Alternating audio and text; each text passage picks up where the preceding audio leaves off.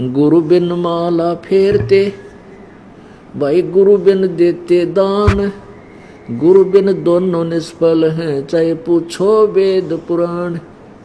राम कृष्ण से कौन बड़ो, उन्हों भी गुरु कीन, तीन लोक के वे धनी ही गुरु आगे अधीन।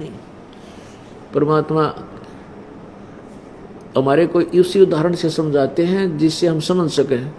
परमात्मा कबीर जी कहा करते कि तुम राम कृष्ण से तो बड़ा किसी ने मानते नहीं, और उन्हीं का उदाहरण ले लीजिए कि राम कृष्ण ने भी गुरु बनाए। जैसे श्री कृष्ण जी ने, श्री कृष्ण जी के एक तो संदीपनी जी गुरु थे। संदीपनी जी तो अक्षर ज्ञान जैसे शिक्षक होते हैं, टीचर, अक्षर ज्ञान कराने वाले गुरु थे, और दुर्वासा जी उनके आध्यात्मिक गुरु थे, और श्री रामचंद्र जी के वशिष्ठ मुनि जी गुरु थे, उनके कुल गुरु थे। तो परमात्मा कहते हैं तुम्हारे राम कृष्ण से कौन बड़ा, और उन्होंने भी गुरु कीन, और तीन लोग के वैदनी गुरु आगे अधीन।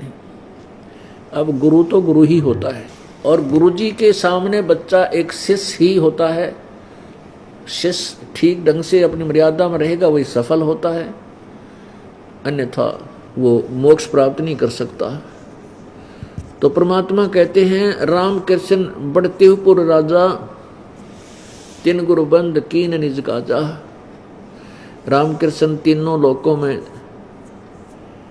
बड़े माने जाते हैं, जैसे एक एक विभाग के ये मंत्री हैं, और इन्होंने भी गुरु धारण करके ही अपने सब कार्यों को किया, यानी अपने निजी कामों को भी गुरु जी की आज्ञा से ही किया।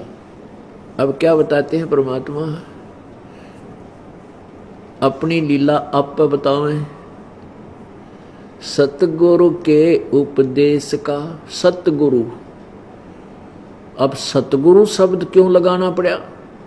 वैसे तो गुरु शब्द ही सफिशिएंट है, पर्याप्त है, लेकिन ये नकली गुरु, अधूरे गुरु, इनकम्प्लीट नॉलेज रखने वाले भी गुरु पद को प्राप्त कर चुके होते हैं, और वो गुरु होते नहीं कि जिन्होंने आज तक ना ब्रह्म का बेरा, ना पर ब्रह्म का पता, ना वह ब्रह्मा विष्णु की महेश की सतीथि से परिचित, वो गुरु पद को के योग्य नहीं, फिर भी उनको गुरु नामते हैं, वह प्रसिद्ध हो जाते। इसलिए सतगुरु शब्द प्रयोग करना पड़ता है।